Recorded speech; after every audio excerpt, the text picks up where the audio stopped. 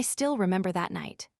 The way the light from the living room spilled faintly into the hallway, the smell of his cologne mixed with whiskey, the quiet murmur of his voice that stopped my heart.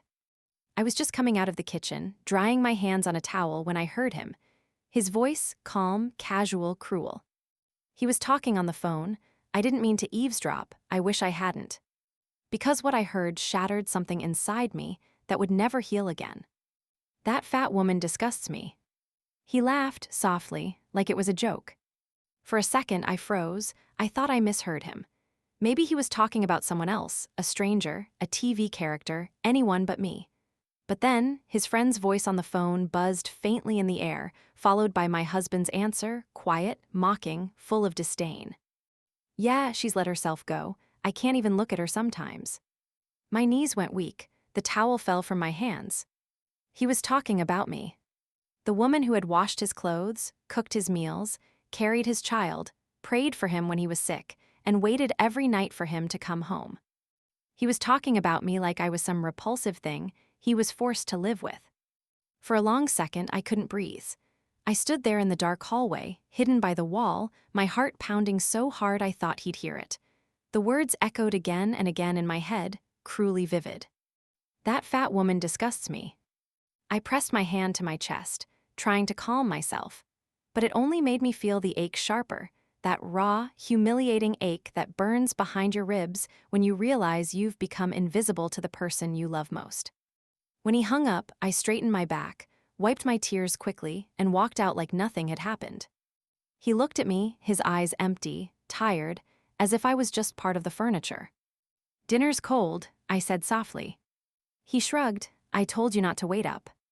Then he turned away, scrolling through his phone, smirking at something, probably another message from whoever filled the space in his heart where I used to live. I forced a smile, my lips trembled, but I managed to keep it steady. "I'll heat it up," I whispered. That night I didn't eat. I sat by the window while he watched TV in the next room. The rain tapped gently against the glass, a quiet rhythm that matched the ache in my chest. I stared at my reflection, puffy eyes, tired skin, hair tied messily. Maybe he was right, maybe I was disgusting now. When did I stop being beautiful? When did I stop being his? I thought back to the first time we met. I was 24, full of laughter, with dreams bigger than my bank account. He used to call me his sunshine. He said I had a smile that made the world brighter. We'd dance in the kitchen at midnight, whispering promises of forever. He used to kiss my stretch marks, saying they were the proof of our love, not flaws. But time changes people. Or maybe, love fades quietly while you're busy making dinner and folding laundry. When I married him, I thought forever meant something sacred. I didn't realize it could dissolve between dishes and bills and sleepless nights. That night, I watched him from behind as he sat on the couch, his shoulders hunched, phone glowing in his hand. He laughed again, softly, not at me, never at me anymore. It was like watching a stranger in my living room. And I realized something cruelly simple. I had become invisible. The next morning, I woke up before him. The house was quiet, heavy with the scent of coffee and rain. I stood in front of the mirror, wrapped in my old robe, and looked at myself properly for the first time in a long while. There I was, 35, tired, a little heavier than before, with faint lines at the corners of my eyes. But behind all that, I saw the woman who had survived so much: pregnancy, postpartum, exhaustion, loneliness. I touched my reflection and whispered, "You're still here." But it didn't feel true. Downstairs, he was already dressed for work, his tie perfect, hair slicked back, the man I once thought was my safe place. He barely looked up when I said good morning. "I made your coffee," I murmured. He replied, scrolling through his phone. I watched him sip the coffee, the same way he used to tell me no one made it like I did. Now it was just caffeine to him, nothing more. "You're working late again tonight?" I asked. He nodded without looking up. "There's a dinner meeting." I knew what that meant. The same meeting he'd been having twice a week lately. The ones that smelled faintly of perfume when he came home. My hands trembled as I cleaned the counter. I wanted to scream, to ask him why, to tell him how much it hurt. But I didn't. Because if I said it out loud, it would become real. And I wasn't ready for that yet. After he left, the house felt empty, painfully so. Every room echoed with memories, our laughter, our fights, the baby's first steps. I sat on the edge of our bed and stared at the spot where he used to hold me. I remembered the nights he stayed awake with me when our daughter had a fever, the way he whispered, "We're in this together." Now I couldn't even tell if he remembered her favorite bedtime story. I wanted to hate him, but I couldn't. Love doesn't vanish just because someone stops deserving it. It lingers like a bruise, tender, deep, invisible to everyone else. The clock ticked loudly in the silence. Tick-tock, tick-tock. Every second felt like a reminder that time was moving forward, but I was stuck, drowning in the moment I heard those words. That fat woman disgusts me. I couldn't erase them. They looped in my head day and night. At noon, I tried to distract myself, cleaned the house, washed the sheets, cooked lunch. Everything looked perfect, smelled perfect, but inside I was breaking apart. When my daughter came home from school, I put on a smile. "Hey, sweetheart," I said, hugging her tightly. She looked up at me with her innocent eyes. "Mom, why are you crying?" "I'm not, baby," I lied, wiping my cheek quickly. "Just tired." That night, I sat by the window again. The rain had stopped, but the air still smelled of it. I could see the reflection of our home, cozy lights, laughter from the TV. To anyone passing by, we looked like a happy family. But inside, I was bleeding quietly, pretending everything was fine. When he came home past midnight, I pretended to be asleep. I heard him sigh, throw his jacket on the chair, and walk past me. Not even a glance, not even a whisper. I wanted him to notice me, to touch my hair, to ask, "Are you okay?" But he didn't. He just closed the bathroom door, and the sound of running water filled the silence between us. Lying there in the dark, I started to wonder, when did I become unworthy of his love? Was it after I gained weight? After I stopped wearing lipstick? After I started caring more about bills and less about romance? I tried to remember the last time he said he loved me. It had been months, maybe a year. I couldn't even recall the sound of those words anymore. I thought about how love used to feel, warm, safe, certain. Now it felt like standing barefoot on broken glass. And yet I couldn't leave. Because love, once given fully, becomes a chain. A quiet, invisible chain that holds you even when it hurts to stay. I spent that night whispering to the ceiling, tears soaking my pillow. Maybe tomorrow will be different, I told myself. But deep down, I knew tomorrow would be the same. Still, I smiled when morning came, made his breakfast, ironed his shirt, because sometimes pretending is easier than breaking. And so I kept pretending. Pretending I didn't hear him say those words. Pretending I wasn't dying inside every time he looked away. Pretending that maybe, somehow, I could still bring back the man who once promised me forever. But forever had already ended. I just hadn't found the courage to admit it yet. The next few weeks passed in silence, the kind of silence that eats away at your sanity. The kind that fills every corner of the house, until even the ticking clock sounds like an accusation. We didn't fight, we didn't talk. We just coexisted. He'd come home late, mutter something about meetings, and fall asleep facing away from me. I'd lie there in the dark, pretending to be asleep, watching the rise and fall of his back as if counting the distance between us. Every morning I'd wake before him, fix his breakfast, iron his shirt, every movement mechanical, practiced, numb. I'd watch him leave, adjusting his tie in the mirror, never once looking at me the way he used to. The house became a museum of what used to be love. Our wedding photo still hung above the fireplace, me in a white dress, eyes shining with the kind of hope that only fools carry. He was smiling too, his arm wrapped around me like I was his whole world. Now he barely touched me.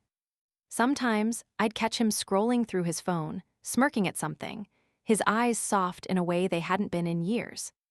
I didn't need to see the name to know who it was. Women can always tell. One evening, I finally asked, "Who's making you smile like that these days?" My voice was calm, almost too calm. He looked up startled. "What?" "You're smiling at your phone again. I just wondered who's that funny." He frowned, defensive. "Can't I talk to my friends? Jesus, you're paranoid." I swallowed the lump in my throat. I didn't say anything. He stood up, grabbed his keys. "I'm going out for a bit." Dinner's ready, I whispered. I'm not hungry. The sound of the door slamming echoed through the empty kitchen. I stared at the table, 2 plates of pasta going cold, 2 glasses of untouched wine. That was our life now.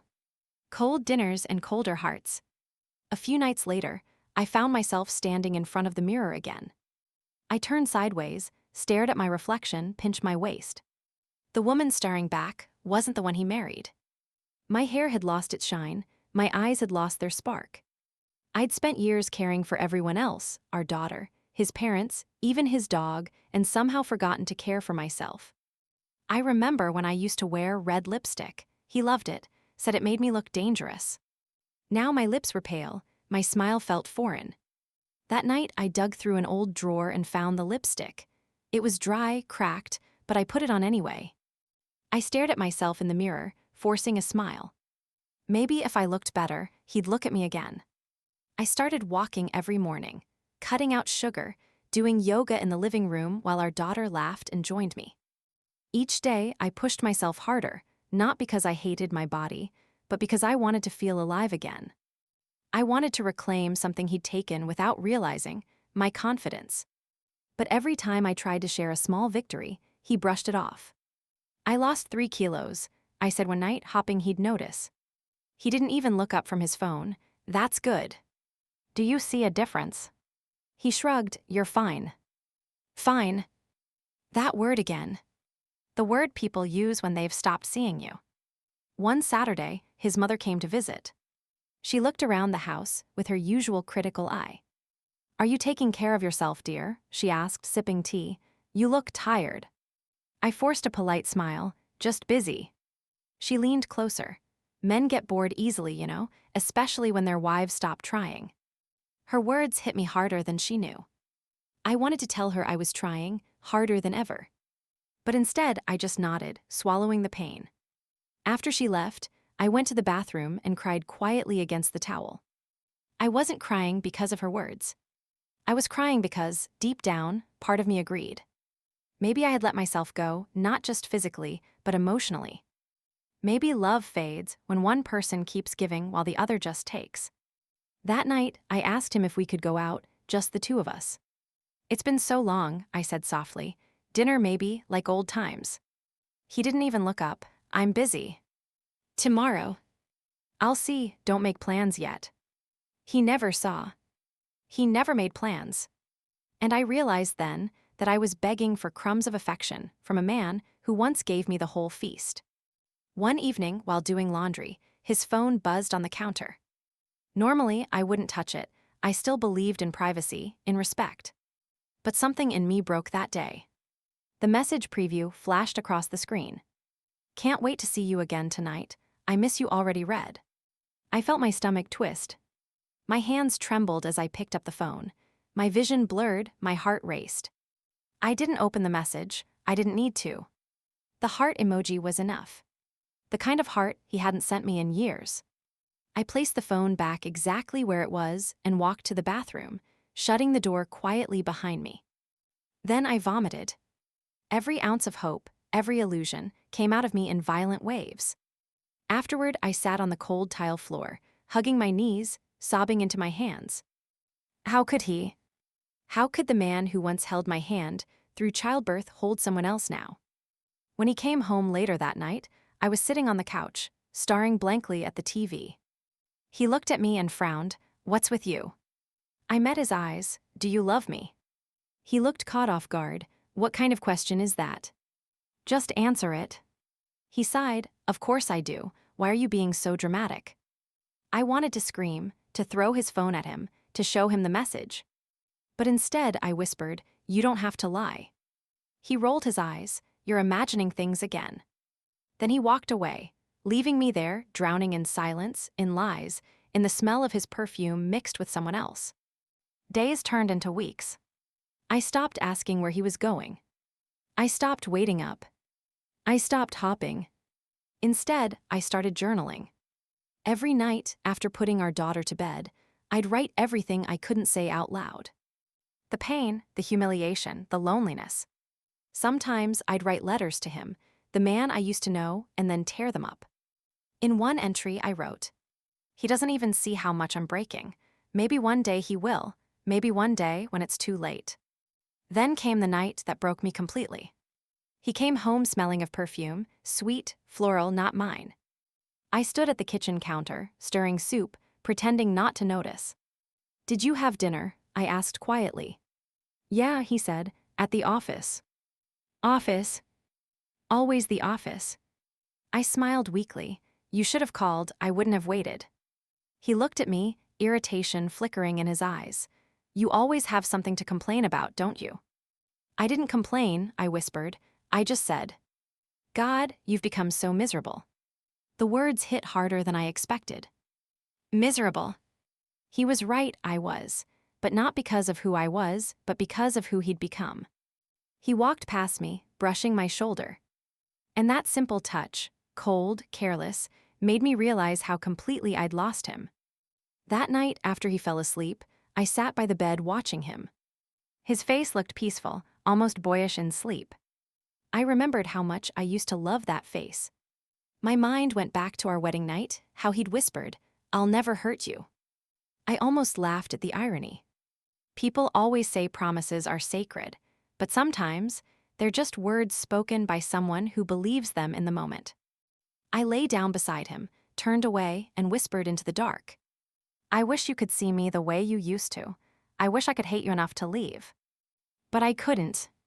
Not yet. Because part of me still clung to the hope that maybe, just maybe, he'd look at me one morning and remember the woman he once loved. The next day I went out, alone. I wandered through the park where we used to walk hand in hand years ago. The leaves were falling, golden and fragile, like the pieces of our marriage. I sat on a bench, watching families laugh, couples holding hands, and wondered what it felt like to be loved again. My phone buzzed, a message from him. "Don't forget to pick up milk." No, "how are you?" No, "I miss you," just milk. And that's when it hit me, I was no longer his partner. I was his convenience. His housekeeper, his placeholder. As I sat there, staring at the fallen leaves, I realized something painful and freeing all at once. Love shouldn't feel like this. Love shouldn't hurt every day. But I wasn't ready to leave yet. Not until I understood why. Not until I faced the full truth, even if it destroyed me. And I knew that truth was coming soon. I don't know what finally broke inside me. Maybe it was the perfume, maybe the silence, or maybe it was the way he said my name lately, flat and distant, like it no longer belonged to someone he loved. But I remember the day everything became clear. It was a Tuesday. He left for another business trip. His suitcase was packed with more care than usual, his cologne too strong, his smile too forced. I stood by the door as he kissed our daughter on the forehead. "Be good for Mommy, okay?" She nodded, hugging his leg. "When will you be back?" "In 2 days," he said. Then he looked at me briefly, with eyes that didn't hold mine, and muttered, "Take care." Take care. Not "I'll miss you." Not even "goodbye." Just take care. When the door closed, the house felt emptier than ever. I stood there for a long time, staring at the door, the echo of his footsteps fading down the street. Something in my gut whispered that this trip wasn't for work. Call it intuition. Call it the voice of a woman who'd been lied to too many times. But I knew. I knew I had to see for myself. That night, after putting my daughter to sleep, I sat on the bed staring at his laptop bag. He'd left it behind this time, a mistake he never made before. My hands shook as I opened it. Inside, his work papers, some receipts, and his iPad. I turned it on, the screen lit up, no password. I don't know if it was carelessness or arrogance, but he hadn't locked it. My heart was pounding so loudly, I could barely hear the quiet hum of the tablet. Messages popped up, dozens of them. Her name was Lena. My chest tightened. There she was. The ghost who'd been haunting our marriage. I scrolled through their conversation, each word cutting deeper than the last. Lena, "Can't wait to be in your arms again."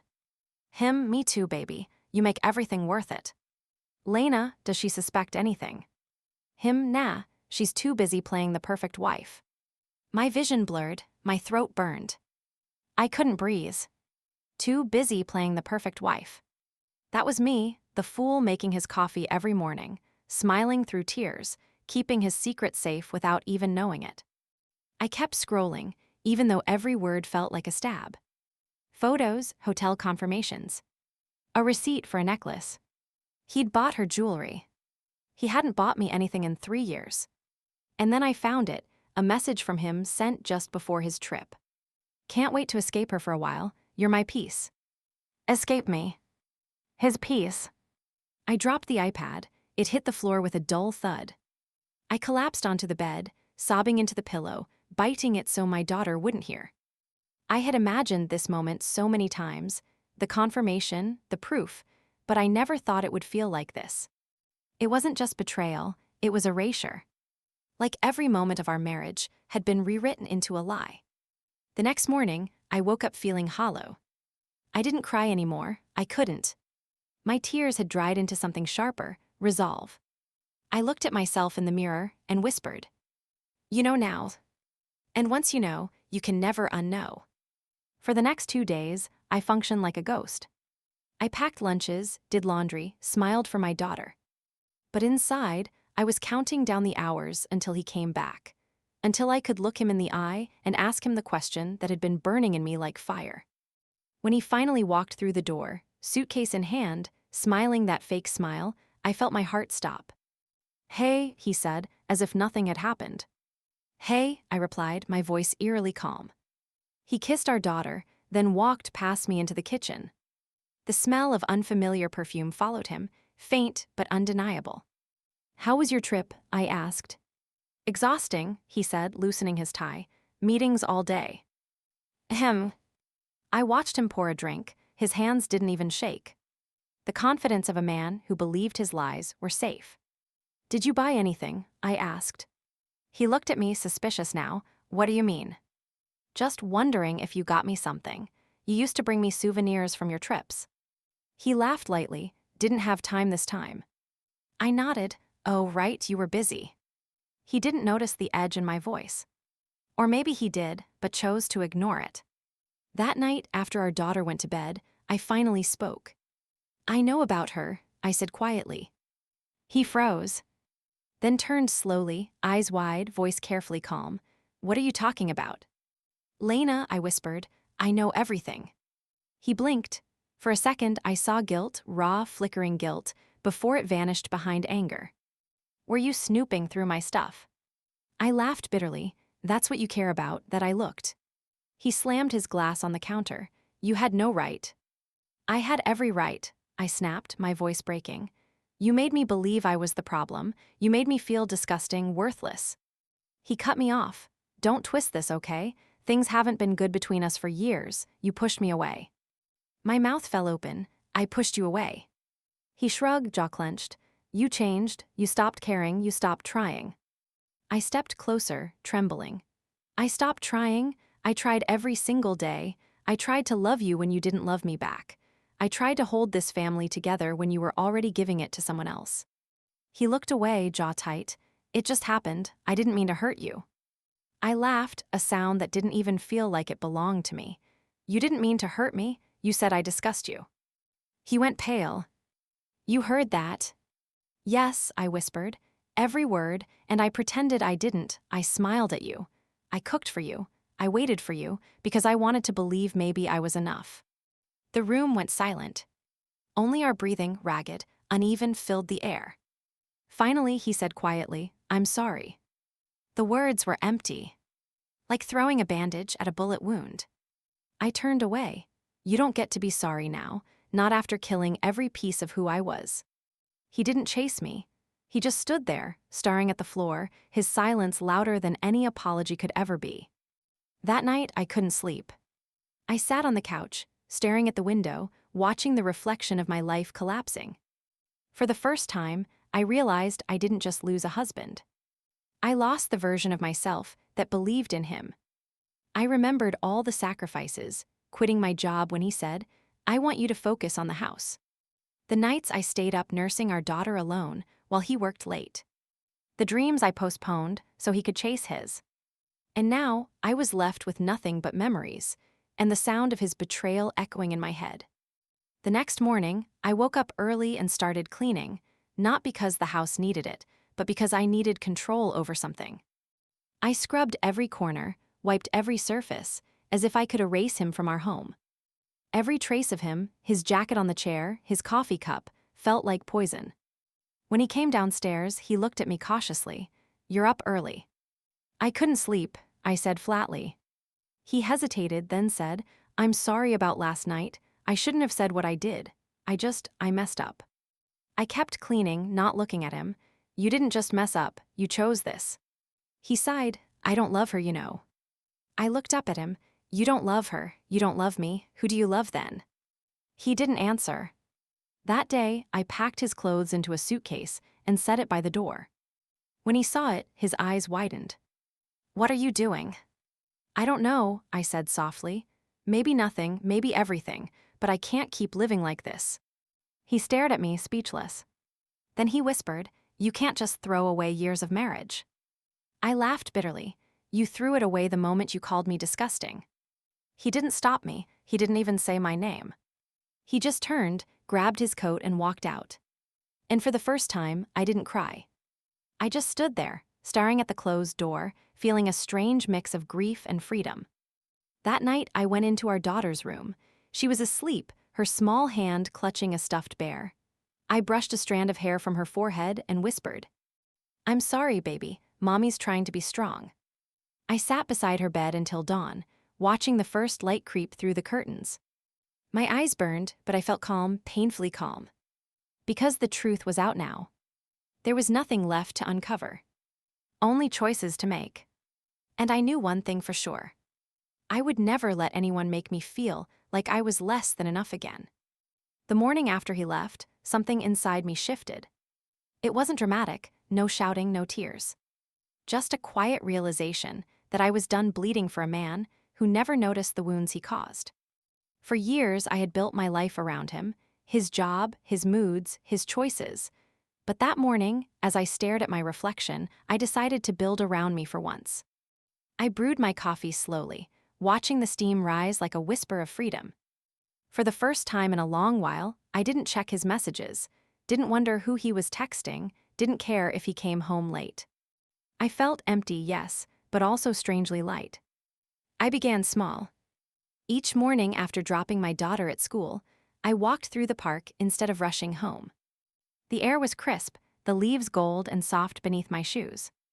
I watched couples jogging together, mothers pushing strollers, old men feeding pigeons. For years, I had passed by this same park without ever seeing it. Now I saw everything: the sunlight caught in dew, the rhythm of the city waking up, the way people's faces softened when they smiled. It was like learning how to breathe again. At home, I started repainting the kitchen walls. The ones he always said were fine as they are. I chose a soft sage green. It felt alive, fresh, like the version of me I wanted to become. When my daughter came home, she stared wide-eyed. "Mom, it's so pretty."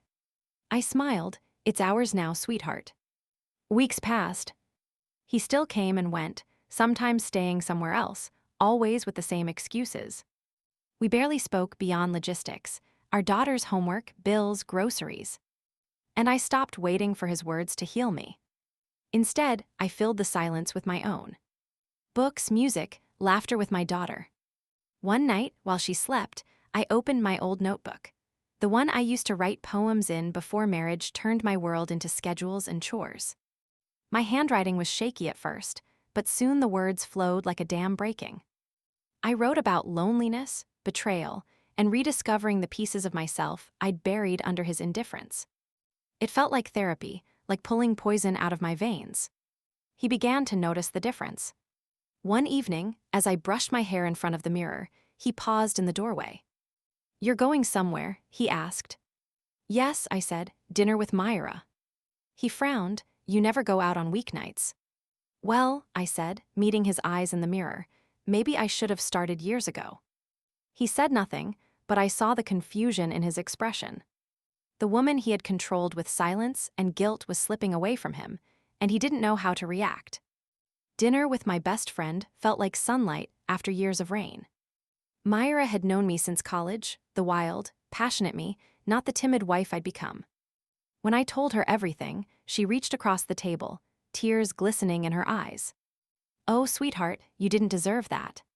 "I know," I whispered, "but I let it happen. I kept thinking love meant staying." She squeezed my hand.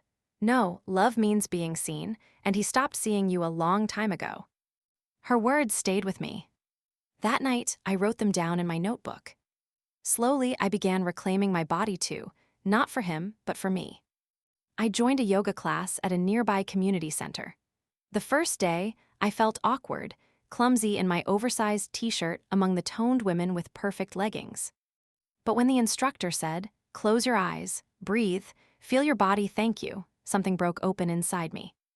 For the first time in years, I moved not to be beautiful for someone else, but to feel alive for myself.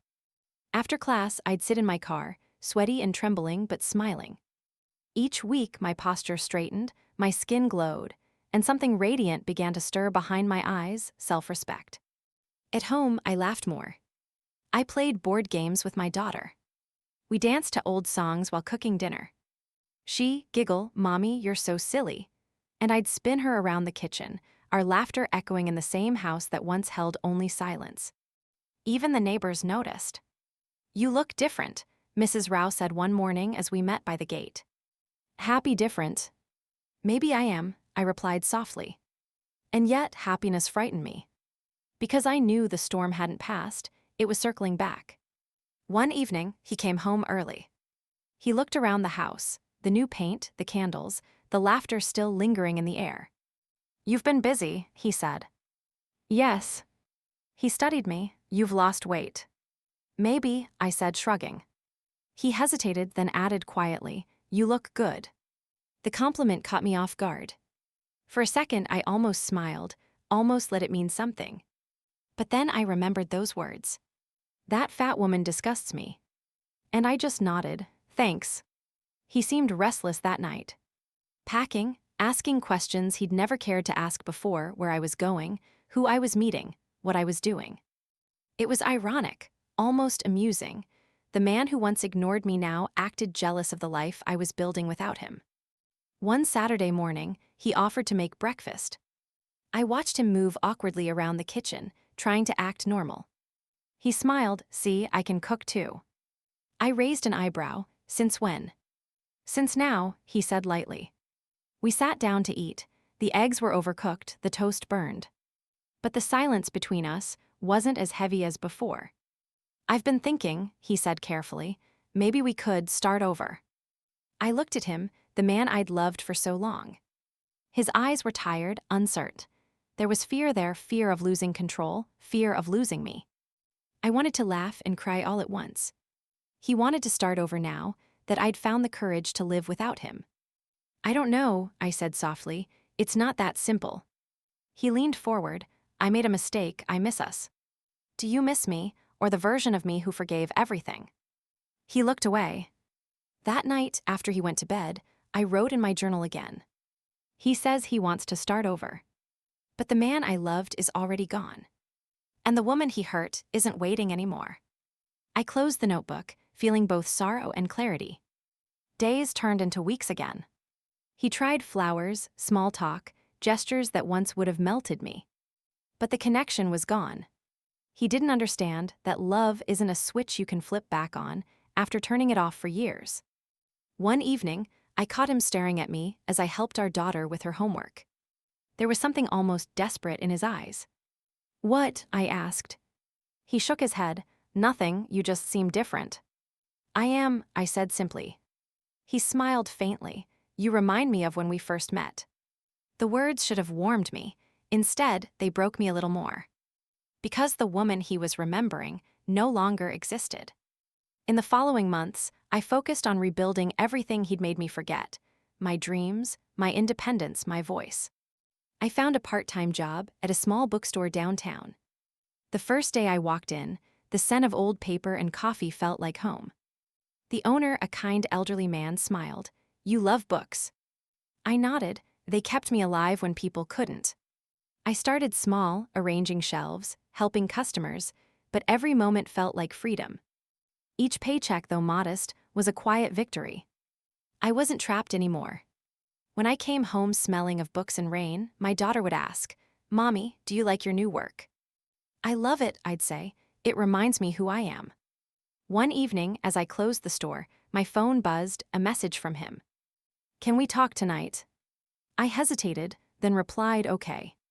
When I walked in, he was waiting at the dining table, a photo album open before him, our wedding pictures.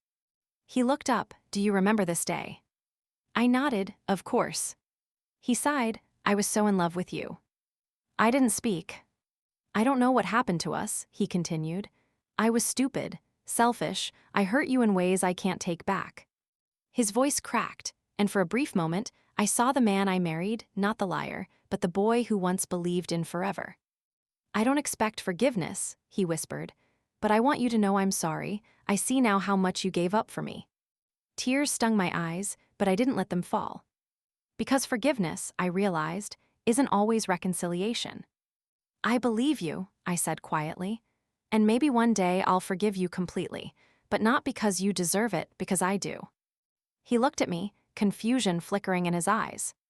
"I need peace," I added, "and I can't find it if I keep living in the same cage where I lost myself." That night, after he went upstairs, I sat by the window, moonlight spilling across the floor. For the first time in months, I didn't feel anger. I felt release. I thought about every version of myself, the hopeful bride, the exhausted mother, the broken wife. And now, the woman who was learning to love herself again. The next morning, I woke up early and watched the sunrise. Its light touched everything, the walls I'd repainted, the plants I'd nurtured, the home I was slowly reclaiming. I felt calm, ready. He came downstairs quietly. "I'm moving out for a while," he said. I nodded, "I know." We didn't fight, we didn't cry. Sometimes endings are quieter than you expect. He looked at me one last time. "Take care," he murmured, the same words he'd said before that business trip. But this time, they didn't hurt. Because I was taking care of myself. As the door closed behind him, I exhaled deeply, the air trembling in my lungs. My daughter stirred awake upstairs, calling, "Mommy." "I'm here," I said, smiling through tears. And for the first time in years, I meant it. It had been nearly 3 months since he moved out. At first, I kept waiting for the pain to fade, for mornings not to feel like a wound reopening. But grief doesn't follow a schedule. It lingers, sneaking into small moments, the smell of his shampoo, an old movie we loved, our daughter asking, "When is Daddy coming home?" I always answered gently, "He's figuring some things out, sweetheart." But inside, I didn't know if he ever would. Life moved in strange waves. Some days I felt strong, reading before bed, working at the bookstore, laughing again.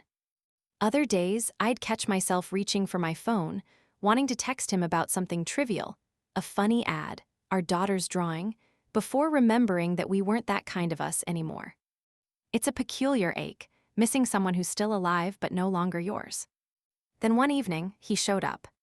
It was raining, a soft, endless drizzle that blurred the world into silver. I was in the kitchen when I heard the knock. When I opened the door, he stood there, soaked, hair plastered to his forehead, eyes swollen with exhaustion.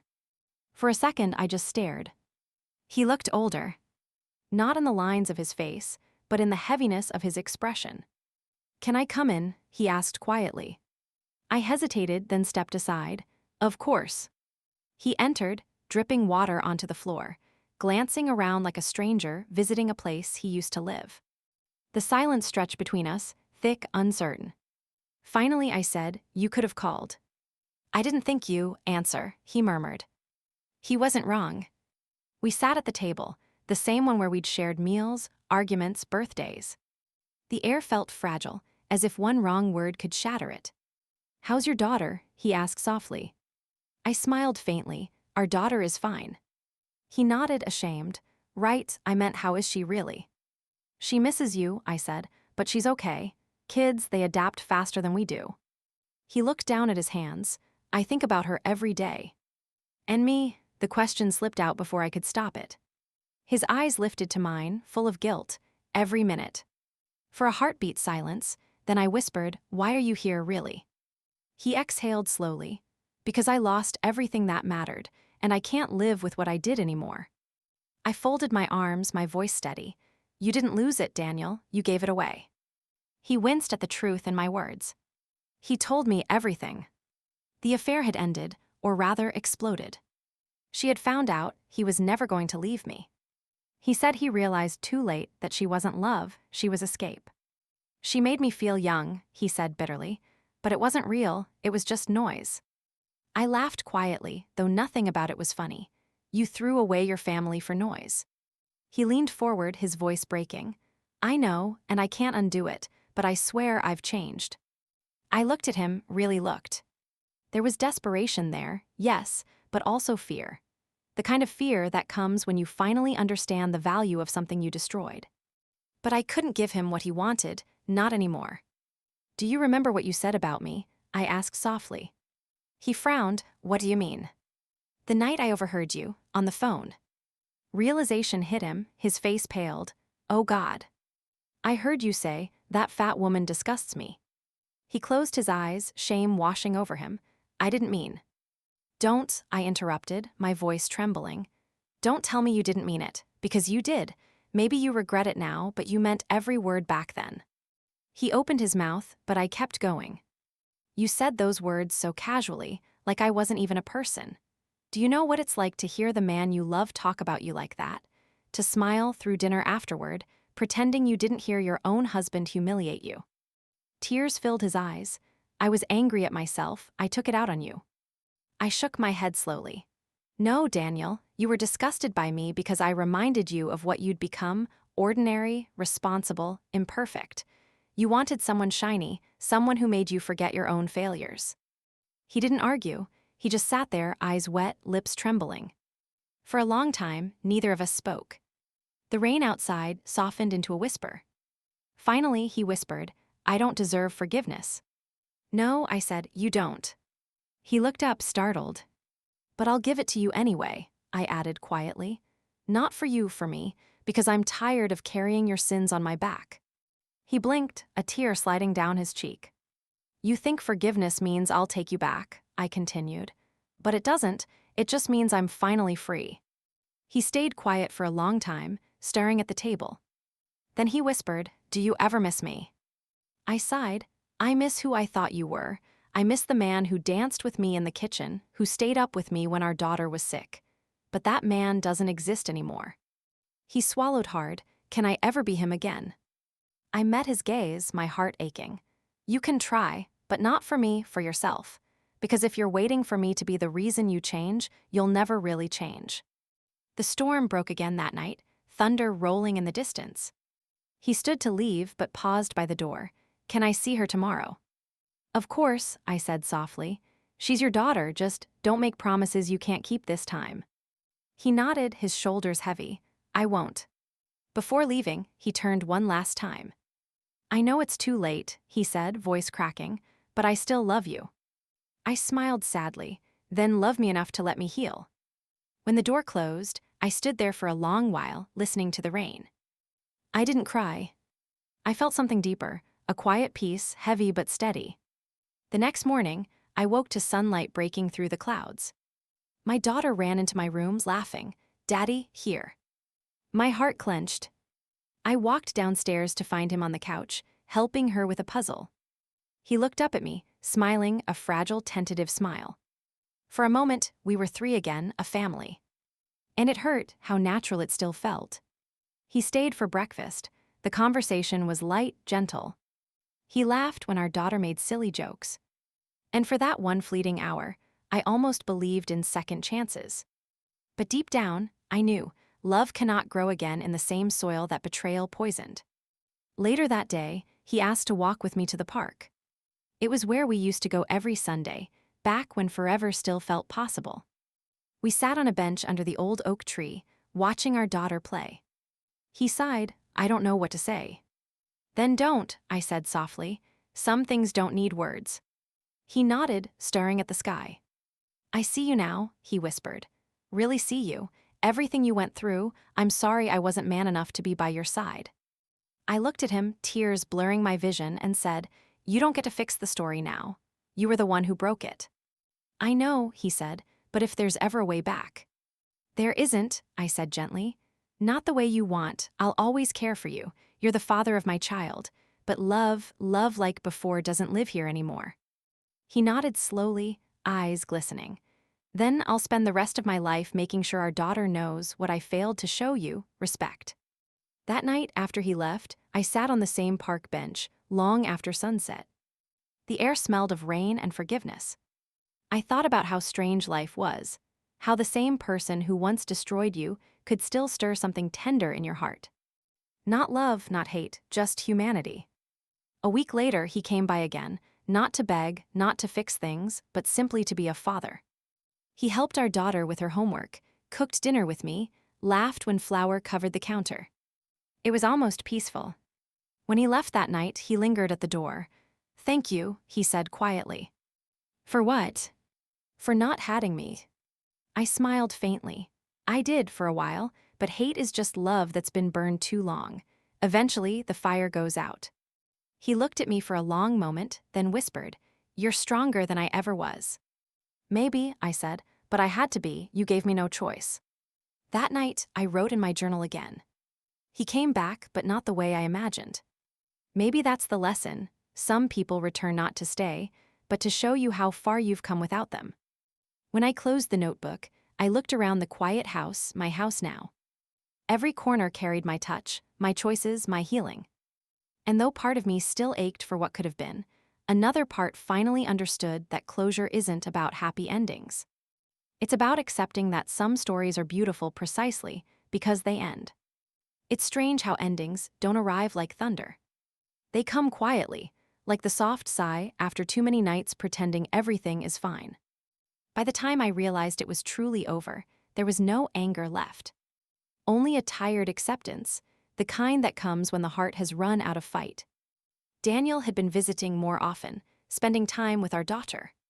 He was trying in his way, bringing flowers sometimes, fixing the leaky faucet, helping with homework. But the gestures that once would have made me smile now only made me ache. Because kindness without love feels like pity. And I didn't want to be pitied anymore. One evening, after dinner, he lingered in the kitchen while I washed the dishes. He leaned against the counter, watching me with that same quiet guilt in his eyes. "Do you ever think about us?" he asked suddenly. I didn't turn around, all the time. And I took a deep breath, setting the plate aside. "I think about what we could have been if you hadn't broken us." He stepped closer. "I made mistakes, yes, but we can fix this."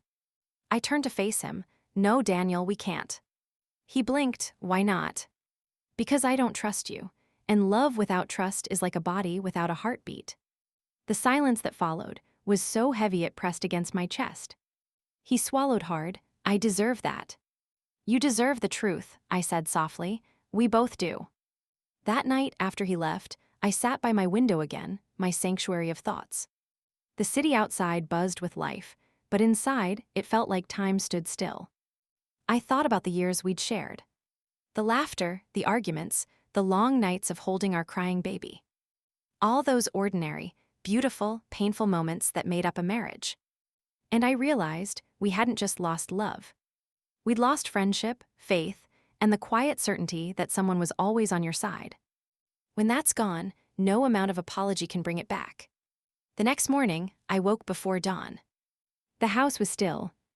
I sat at the dining table, a blank sheet of paper in front of me, pen trembling in my hand. It was time to say goodbye, properly. I started to write. At first, the words came slowly, hesitant, unsure. But soon, they poured out raw, honest, final.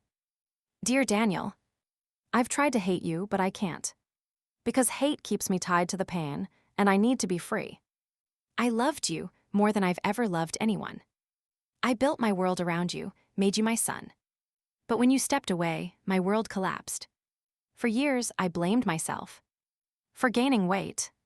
For being tired. For not being exciting enough. But now, I see that love should never be conditional. Real love holds you when you're broken, not just when you're beautiful. You broke me, Daniel, but somehow, in the breaking, I found myself again. So thank you not for the pain, but for forcing me to rise from it. I forgive you, but I can't be with you. I need peace, and peace doesn't live in our past. Tell our daughter stories of the woman I was before you hurt me, the woman who laughed loudly and loved fiercely. That's the version of me I want her to remember. Goodbye, Maya.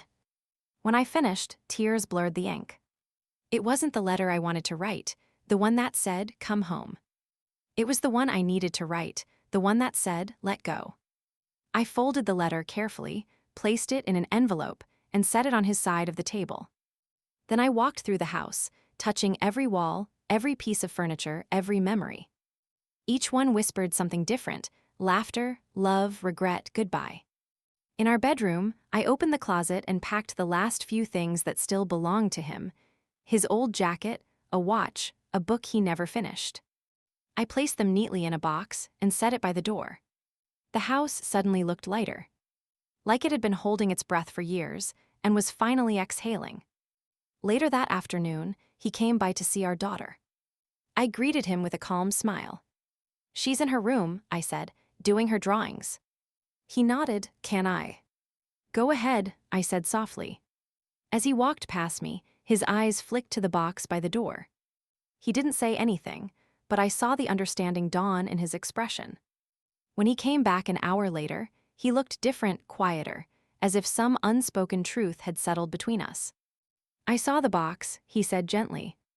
"Yes." "And the letters?" I nodded. "It's for you." He swallowed hard. "Should I read it now?" "No," I said. "Read it when you're alone, when you're ready." He looked at me for a long time, really looked, as if memorizing my face. Then he whispered, "You were right, I didn't deserve you." Tears filled my eyes, but I didn't let them fall. Maybe we both just deserved better versions of ourselves.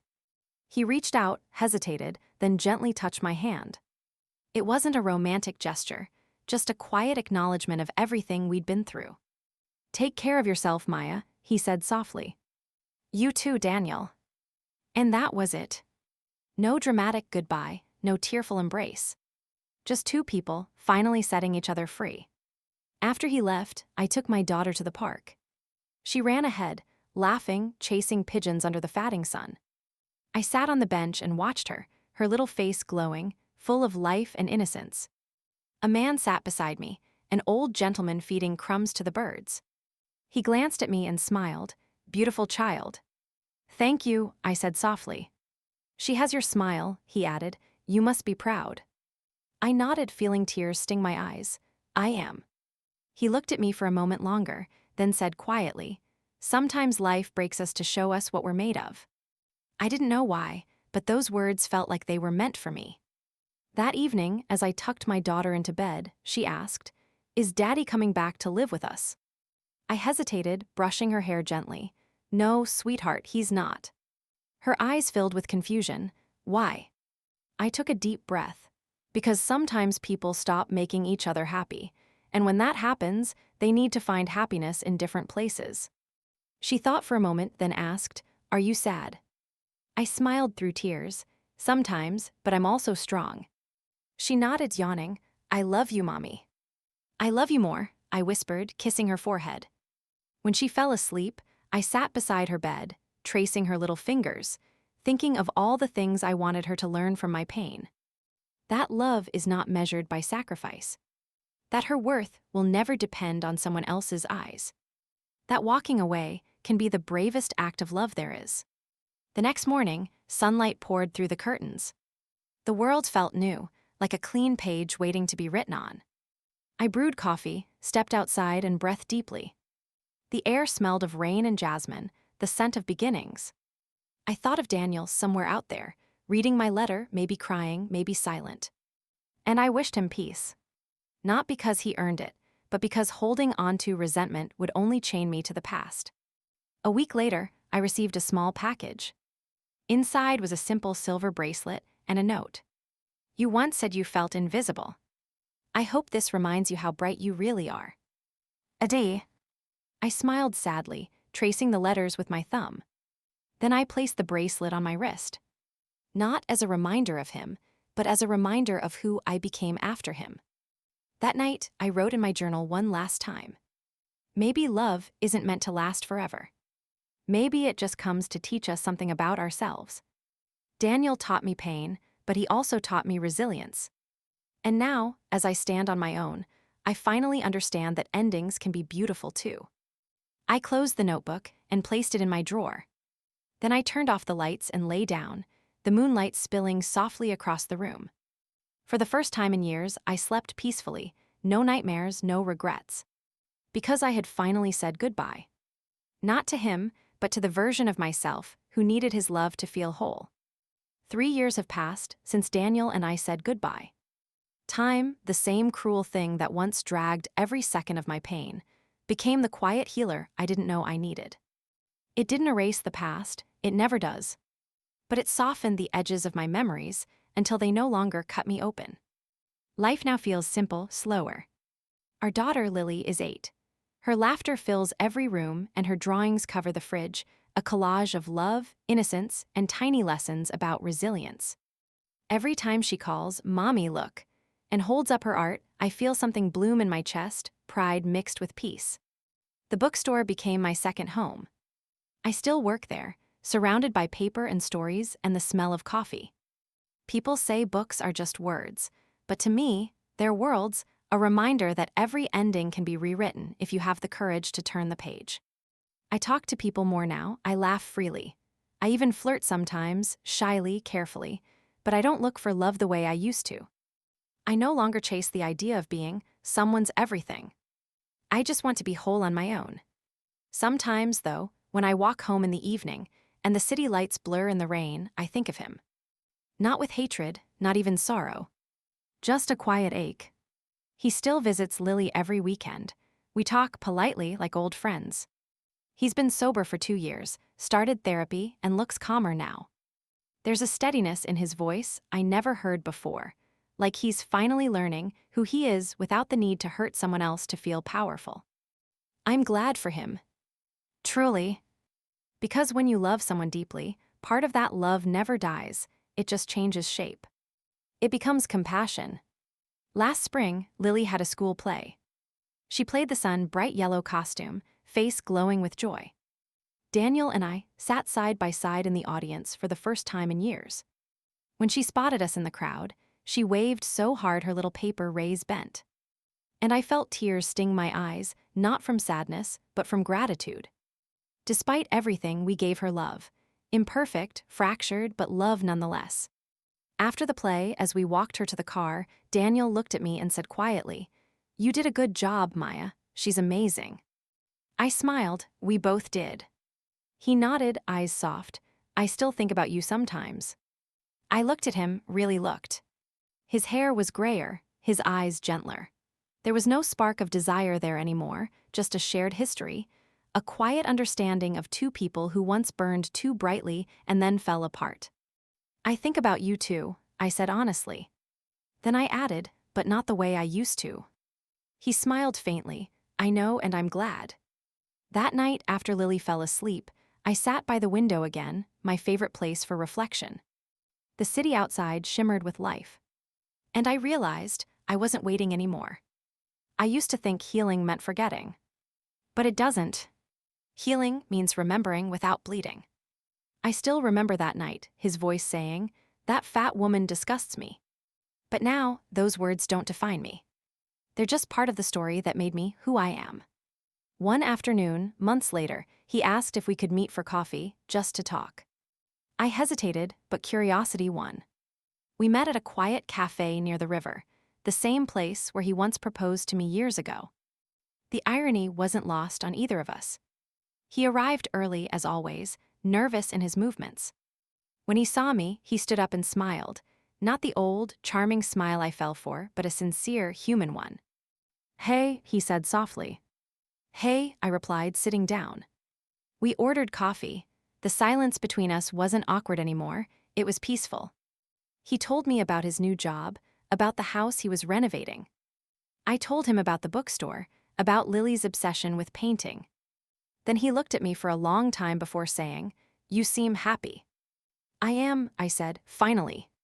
He nodded, eyes moist. "You look it." For a moment, the world slowed. We were two souls sitting across from each other, bound not by love anymore, but by memory, by the years that had shaped us both. He took a deep breath. There's something I need to tell you.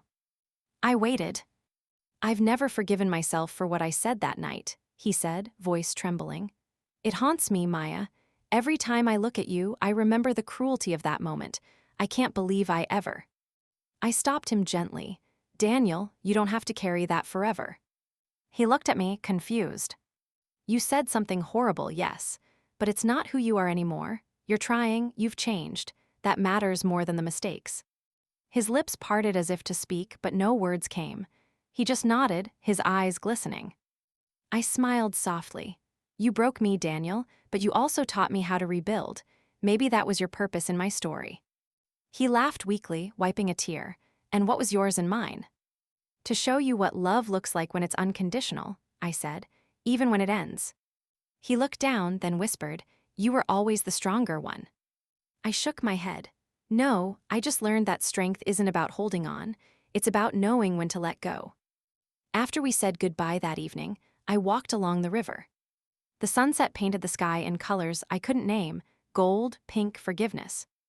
And for the first time, I didn't feel the weight of the past pulling me down. I felt light, unburdened.